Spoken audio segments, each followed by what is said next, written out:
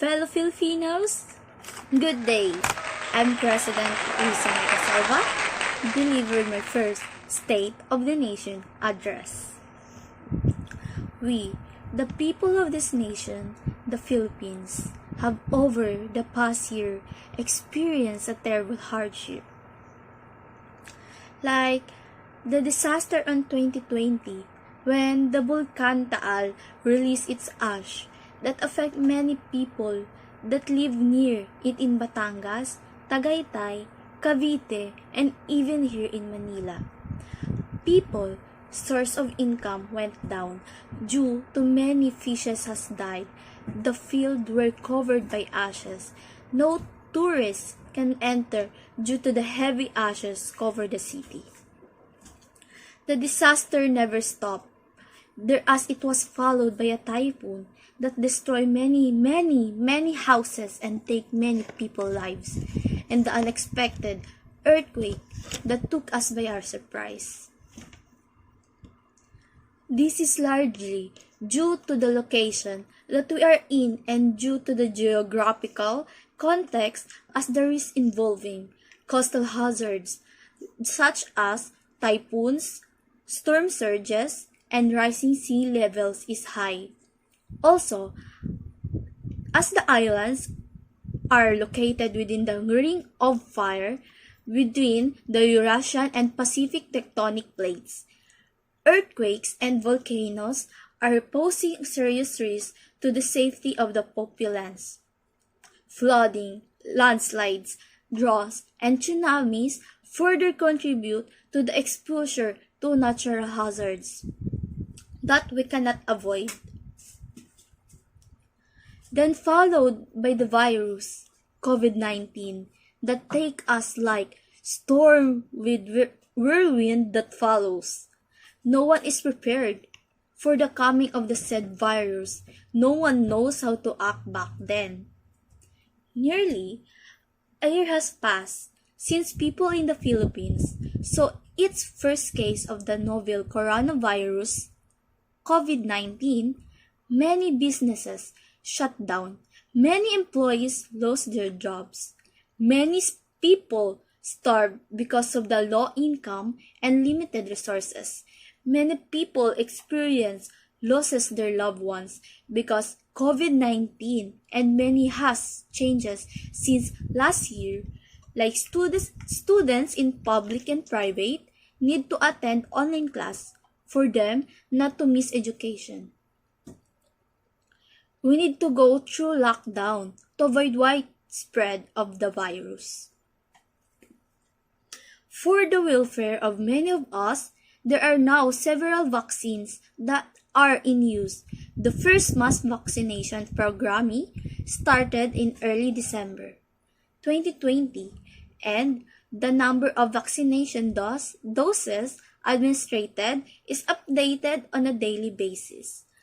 At least 13 different vaccines across four platforms have been administered.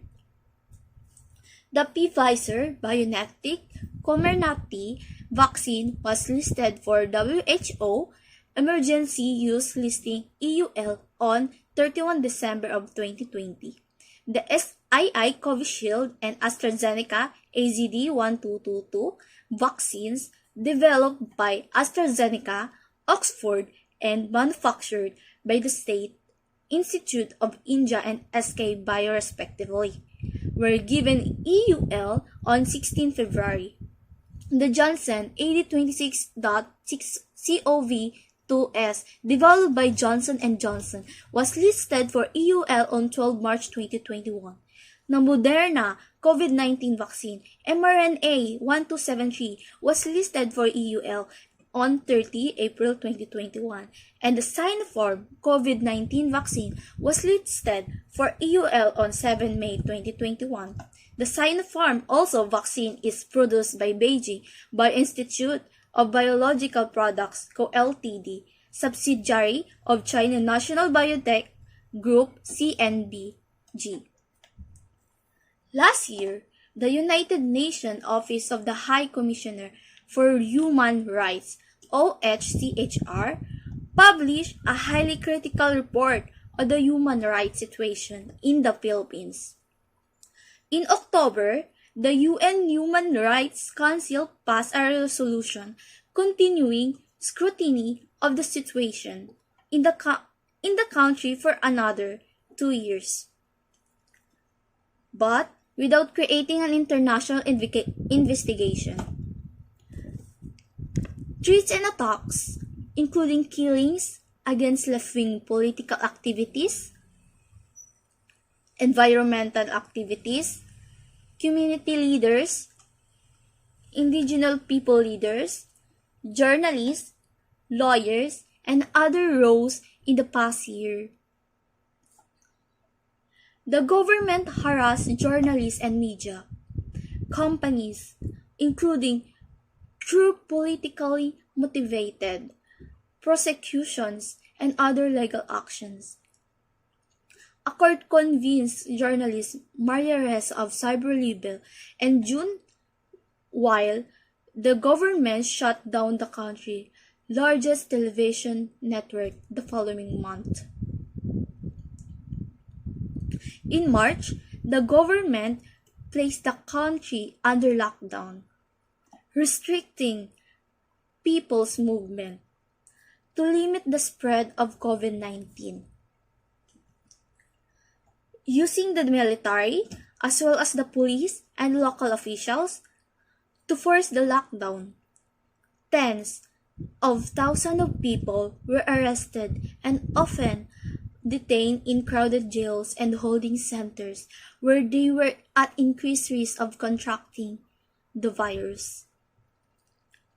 Police and local officials targeted vulnerable populations, including lesbian, gay, bisexual, and transgender LGBT people and children, and in some cases, using public humiliation and cruel treatment.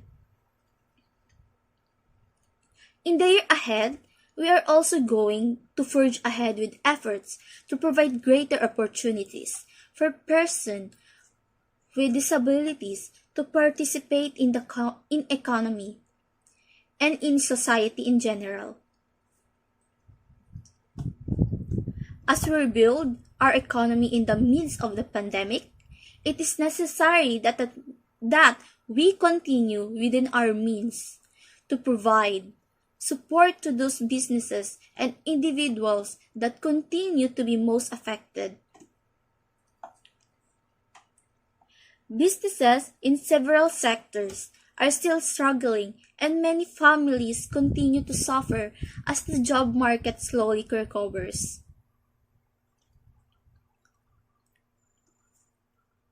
Over the last few months, we have had ongoing discussions with our social partners in business and labor who propose an extension of some of the social and economic support.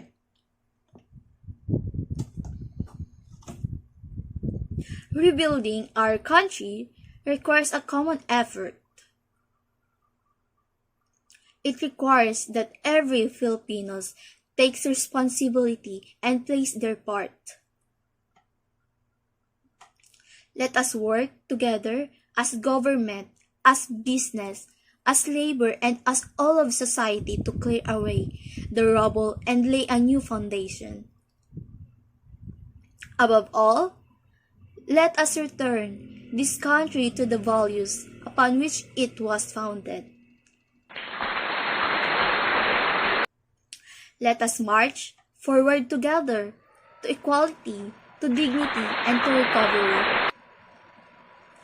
May God bless people in the Philippines and protect her sons and daughters.